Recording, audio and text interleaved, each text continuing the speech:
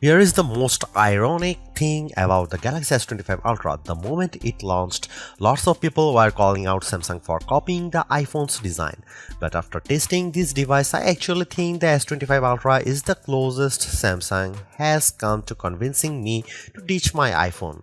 The 6.9-inch display on the latest Ultra is brighter, the cameras are more versatile and arguably just better. And the S25 Ultra is packed with smarter AI features I wish the iPhone 16 Pro Max had, like the ability to perform multiple actions at once across apps using just your voice. And it's all wrapped up in a design that, while phone-like, is lighter than its main rival. Samsung did cut some corners with the Galaxy S25 Ultra. The S Pen no longer has Bluetooth, and the newly added QI2 charging support forces you to buy a compatible case. No magnets here, but overall the performance, battery life, and AI smarts on the Galaxy S25 Ultra add up to the best Android phone I have tested and possibly the best phone period. The Galaxy S25 Ultra has a release date of February 7 and it still starts at the same yikes-inducing starting price of $1,299 for 256GB of storage. You can upgrade to 512GB for $1,419 or 1TB for $1,659, but while pre-orders are still happening, you can get 512GB for the same price as 256GB and 1TB for usual 512GB price. Samsung is also offering up to $1,200 off, which includes up to $900 in instant trade-in credits and up to $300 in Samsung credits. As they say, haters are gonna hate, but I think some of the criticism around the Galaxy S25 Ultra's design being too iPhone-like is warranted. The sides are flat now, just like the iPhone 16 Pro Max, and the corners are rounded, which means the Samsung digs into your hand less than the Galaxy S24 Ultra. But I actually blame Samsung for not copying the iPhone enough. I am talking about the left and right edges of the design. They are too sharp for my taste and make the phone less comfortable to hold and use. Apple does a better job of beveling these edges so they are smoothed out. The titanium frame feels as sturdy as ever, and the thinner bezels allowed Samsung to increase the screen size slightly from 6.8 to 6.9 inches. I also like the floating camera design on the back. It looks better than the iPhone 16 Pro Max's unsightly patch. Measuring 6.41 by 3.06 by 0.32 inches and weighing 7.69 ounces, the Galaxy S25 Ultra has nearly the same dimensions of the iPhone 16 Pro Max while being noticeably lighter than Apple's 7.99 ounces handset when I was holding both phones.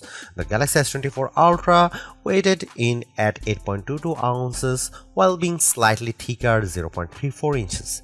The Galaxy S25 Ultra color options are not exactly wild. There's titanium black, titanium grey, titanium silver blue, and titanium white silver. I tested the silver blue hue and I think it has just enough pop without being too in your face. If you're feeling more adventurous, Samsung.com is also offering online exclusive colors like Jade Green, Jet Black, and Pink Gold. There's two design trade-offs I need to talk about here. One way Samsung cut down on the weight is a notable downgrade to the S25 Ultra that removes the Bluetooth radio from the S Pen. That means you can't perform air gesture like taking photos remotely. Though Samsung says it removed Bluetooth because not enough people were using the feature. The second trade-off is that Samsung Galaxy S25 Ultra has half-edged QI2 charging support.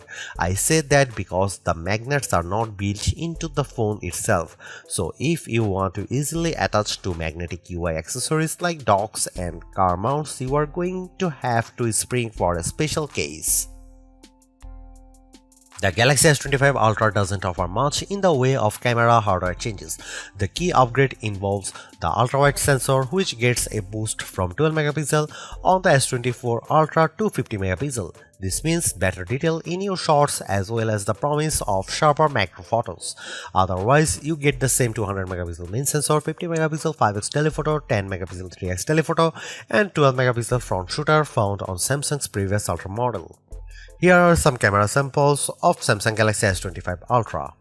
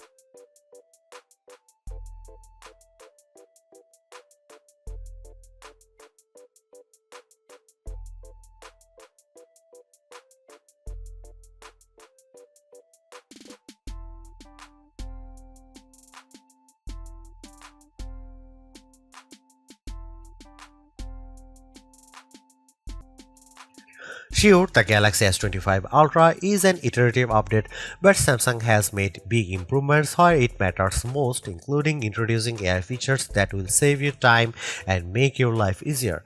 The ability to perform actions across multiple apps at once using your voice has the potential to change how we interact with our phones forever. But it's clear that Samsung needs to add more partners both for this AI agent feature and for things like Now Bar. I am less impressed with the Now Brief, and I wish Samsung had included QI2 magnets in the phone itself so you didn't have to buy a case to connect to magnetic accessories. But overall, I really like the Galaxy S25 Ultra. Its AI smarts, vivid display, mostly top-notch cameras, super smooth performance, and long battery life add up to a very impressive flagship, so impressive that I am tempted to switch to Android myself. Thanks for watching, see you in the next one.